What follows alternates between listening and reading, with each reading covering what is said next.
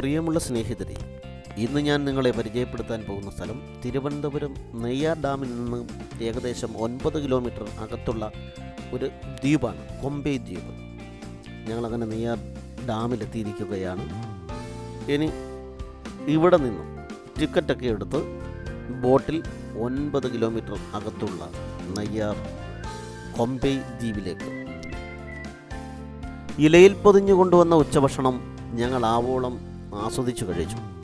ഇഞ്ചിയും നെത്തോലി വറുത്തതും മാങ്ങയിട്ടരച്ച ചമ്മന്തിയും തോരനും ഒക്കെയായി ഞാൻ വളരെ ആസ്വദിച്ചിരുന്നു തട്ടി.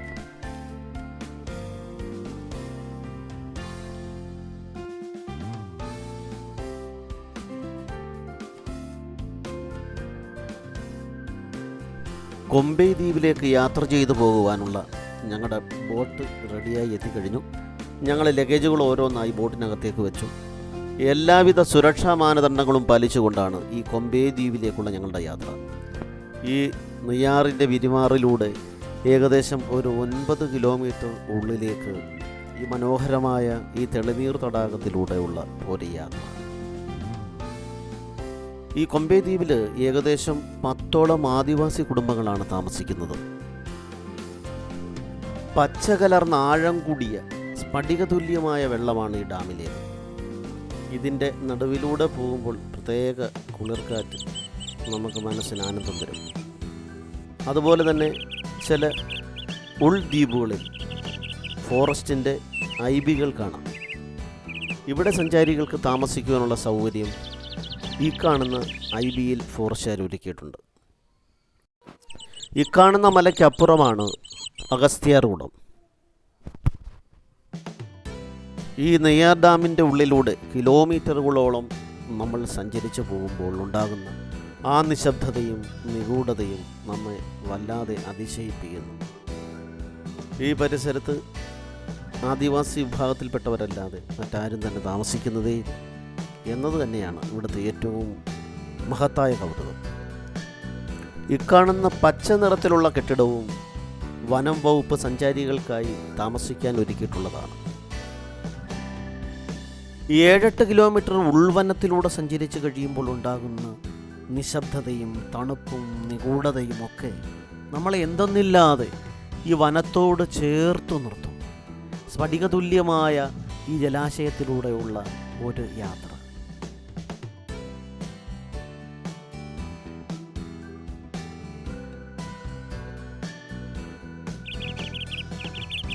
9 കിലോമീറ്ററുകൾ പിന്നിട്ടുകൊണ്ട് കൊമ്പൈ എന്ന സ്ഥലം എത്തിച്ചേരുകയാണ്. ഈ കാണുന്ന ബിൽഡിങ്ങിലാണ് ഞങ്ങൾ താമസിക്കുന്നത്. വളരെ സുരക്ഷാ കിടങ്ങുകളൊക്കെ സ്ഥാപിച്ചിട്ടുള്ള ഒരു ബലമുള്ള ഒരു കെട്ടിടം. ഇവിടെ ഞങ്ങളുടെ വസ്ത്രങ്ങളൊക്കെ വെച്ചതിന് ശേഷം ഒരു സന്ധ്യ ആകുന്നതോടുകൂടി നെയ്യാറിൻ്റെ തീരത്തേക്ക് നടന്നിറങ്ങി. നെയ്യാറിൻ്റെ തീരത്തെ സൂര്യാസ്തമയവും കണ്ട് അവിടെ കിടന്ന ഒരു വലിയ വള്ളത്തിൽ ഞങ്ങൾ കയറി ആ കൊമ്പൈ ദ്വീപിൻ്റെ എല്ലാ സൗന്ദര്യങ്ങളും ആസ്വദിച്ചുകൊണ്ട് നടന്നു. വളരെ നിശബ്ദമായ ഒരു സ്ഥലം. ഏകദേശം 10 ആദിവാസി കുടുംബങ്ങളല്ലാതെ ആരും ഈ പ്രദേശത്തേ ഇല്ല. ഇടയ്ക്ക് മുളവള്ളത്തിൽ അവർ മീൻ പിടിക്കാനായിട്ട് വരും. അല്ലാതെ മൃഗങ്ങളും 10 കുടുംബാംഗങ്ങളും ഞങ്ങളും മാത്രം. സന്ധ്യയായപ്പോഴത്തേക്കും ഞങ്ങൾക്കുള്ള ഭക്ഷണം തയ്യാറാക്കി തുടങ്ങി.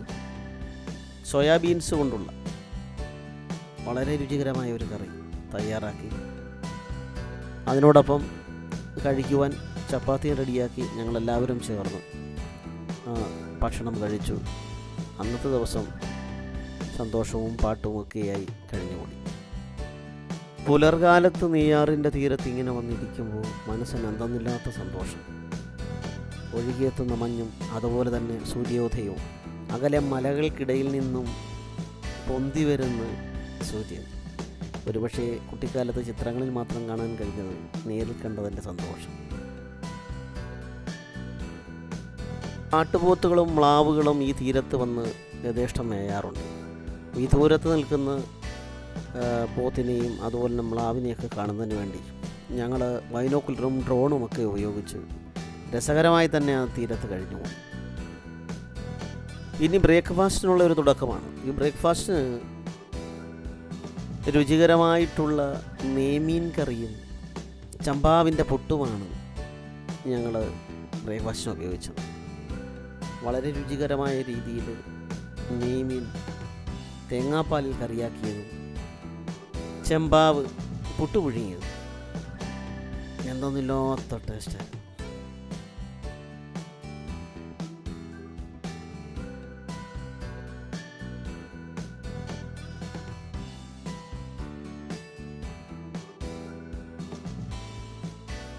നല്ല വലിപ്പമുള്ള വിളഞ്ഞ നെയ്മീൻ കഴുകി നല്ല കാഷ്യൂനട്ട് പോലെ ഇരിക്കുന്ന ആ നെയ്മീനെ ആ മുളക് കറിയിലേക്കിട്ട് ഒന്നടപ്പിട്ട് അടച്ചു വെച്ചു. അതിനുശേഷം ചെമ്പാവിൻ്റെ പുട്ട് ഉണ്ടാക്കുന്ന തിരക്കിലേക്ക് പോയി.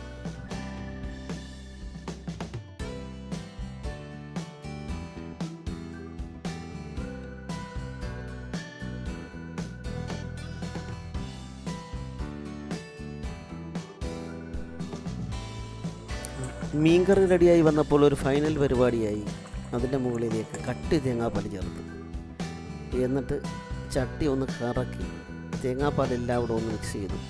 തൊട്ടപ്പുറത്തെ കുറ്റിയിൽ പുട്ടിന് ആവി വന്നു. അവനെ കുത്തിയിട്ട് ആ ചൂടോടുകൂടി ആ പുട്ടിൻ്റെ പുറത്ത് ഈ നെയ്മീൻ കറിയും കൂടെ ഒഴിച്ച് ആ ആറിൻ്റെ തീരത്തിരിക്കാൻ എത്ര മനോഹരമാണെന്നറിയാം.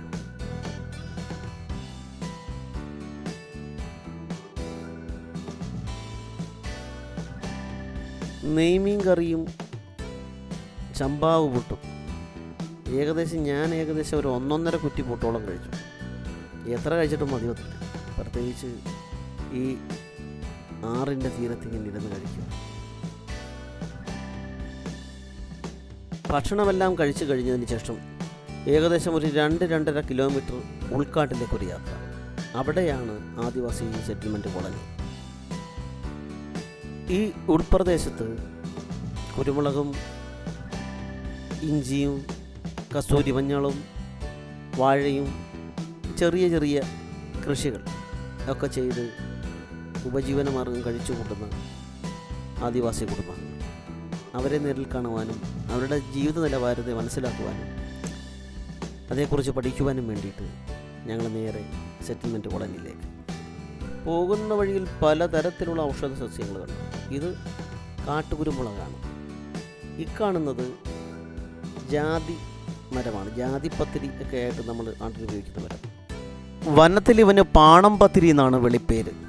ഇക്കാണുന്ന പ്ലാവ്, ഇതിലെ ചക്കകൾ വിളഞ്ഞു വന്നാൽ അടത്തിക്കൊണ്ടു പോകുന്നത് മുഴുവനും ആനകളാണ്. ഏകദേശം തുമ്പിക്കൈ എത്തുന്ന ദൂരത്ത് നിന്നുകൊണ്ട് അവൻ അടത്തിക്കൊണ്ട് പോകും എന്നാണ് ഇദ്ദേഹം നമ്മളോട് പറഞ്ഞു തന്നത്.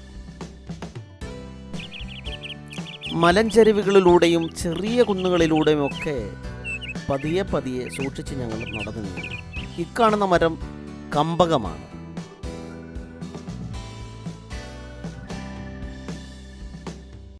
കാട്ടുകമ്പകവും കാട്ടുജാതിയും മുക്കമ്പാലയും പാണംപത്തിരിയും ഒക്കെ കണ്ടുകൊണ്ട് ഞങ്ങൾ മെല്ലെ നടന്നു നീങ്ങി.